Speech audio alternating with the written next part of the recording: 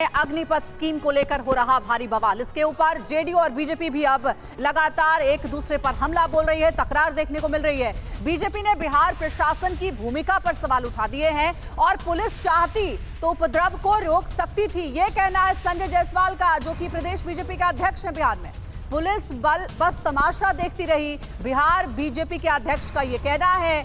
हमें जायसवाल की सलाह की जरूरत नहीं है, ये ललन सिंह ने कहा है, जेडीयू के कद्दावर नेता। जायसवाल की मानसिक स्थिति ठीक नहीं है। बिहार जेडीयू के अध्यक्ष ललन सिंह हमला बोल रहे हैं बीजेपी के ऊपर। जो कुछ भी बिहार में घट रहा है वह जाहिर बात है कि यह छात्रों के द्वारा नहीं हो रहा है। इसके पीछे एक पूरी मशीनरी लग करके जिस ढंग से घरों को जलाया गया है, जिस ढंग से रेलवे को जलाया गया है, बिल्कुल टारगेट करके, जिसके मन में देश सेवा का जज्बा रहेगा वह अपनी बात दानापुर रेजिमेंट में रखेगा, न कि घूम घूम करके ट्रेन जलाने का काम करेगा। यह एक बड़ी साजिश है। 3 दिन से जो प्रशासन की भी भूमिका रही है वो अभी बिल्कुल अच्छी नहीं रही है। क्या मतलब है भारतीय जनता पार्टी से और जनता दल यू से, लेकिन आपके जो आक्रोश से, जो छात्रों नौजवानों के आक्रोश के कारण जो आपका संतुलन, थोड़ा अपने को संतुलित करिए, जो संतुलन बिगड़ा है उस संतुलन का प्रभाव है कि आप अनर्गल आरोप प्रशासन पर लगा रहे हैं। नीतीश कुमार जी प्रशासन चलाने के लिए सक्षम व्यक्ति हैं और देश में गुड गवर्नेंस के का उनको पुरस्कार मिल चुका है। तो इसलिए श्री संजय जायसवाल जी से शिक्षा लेने की जरूरत नहीं है, प्रशासन अपना काम कर रहा है।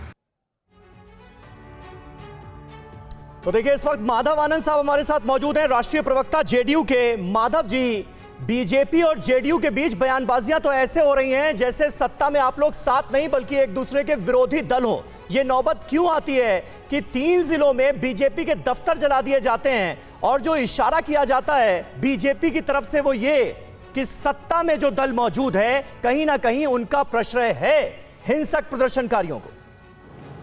समीर जी, आपने सही कहा कि बिहार में गठबंधन की सरकार है, एनडीए की सरकार है, जिसके मुखिया आदरणीय नीतीश कुमार जी हैं और आदरणीय नीतीश कुमार जी गुड गवर्नेंस के लिए जाने जाते हैं। अब पूरे विषय को समझने की आवश्यकता है कि अग्निपथ को लेकर जो अभी धरने प्रदर्शन हो रहे हैं, आक्रोश दिखाया जा रहा है छात्रों के द्वारा, वो सिर्फ एक प्रदेश तक सीमित नहीं है। लगभग 17 से 18 जो है सो स्टेट्स में जो है इस तरह की हिंसात्मक घटनाएं घटित हो रही है।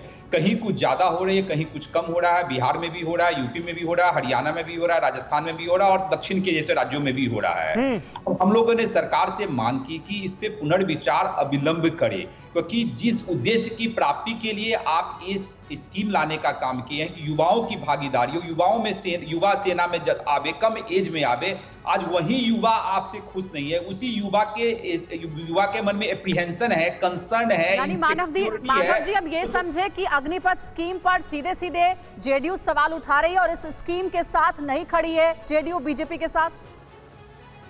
एकदम हम लोग नहीं खड़े हैं। हम लोगों ने तो सरकार से मांग की, हमारे राष्ट्रीय अध्यक्ष जी, पार्लियामेंट्री बोर्ड के अध्यक्ष ने हम क्लियरली कहा कि सरकार को अविलंब जो है सो पुनर्विचार कीजिए, अविलंब पुनर्विचार। माधव जी, लेकिन अब बात इससे आगे निकल चुकी ना। अब आरोप ये लग रहा है कि आप लोग अपनी राजनीति के वजह से कहीं ना कहीं उकसाने का काम कर रहे हैं, जिसकी वजह से बिहार में सबसे ज्यादा हिंसा हुई, सबसे ज्यादा ट्रेनें जलाई गई।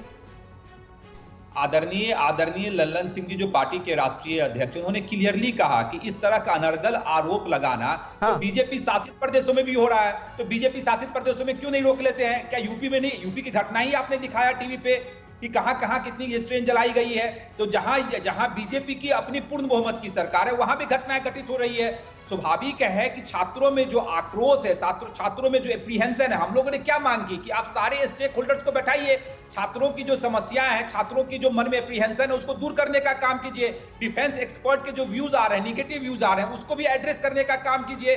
अब सरकार इस चीज को नहीं समझती है, आप थोपने का कोशिश करेंगे और किसी प्रदेश की सरकार पे आप अनर्गल आरोप लगा देंगे कि प्रदेश की सरकार जो है। नहीं, सरकार का रुख तो यह है कि योजना वापस किसी भी हाल में नहीं ली जाएगी। फिर आप लोगों का स्टैंड क्या होगा? समर्थन वापस लेंगे क्या? समर्थन, देखिए एनडीए की सरकार वहां चल रही है और समर्थन सिर्फ एक मामले को लेकर और समर्थन लेना और वापस करना, ये सब तो नेतृत्व का काम है, इस पे मैं कुछ नहीं कर सकता हूं। लेकिन एक मुद्दे के कारण सरकार नहीं गिरती है।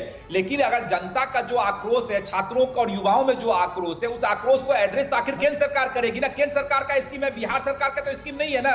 केंद्र सरकार और पूरे तो मुद्दा कैसा है, इसकी व्यापकता कितनी है, मुद्दा कैसा है, इसकी व्यापकता कितनी है, ये भी तो आप देख ही रहे हैं ना।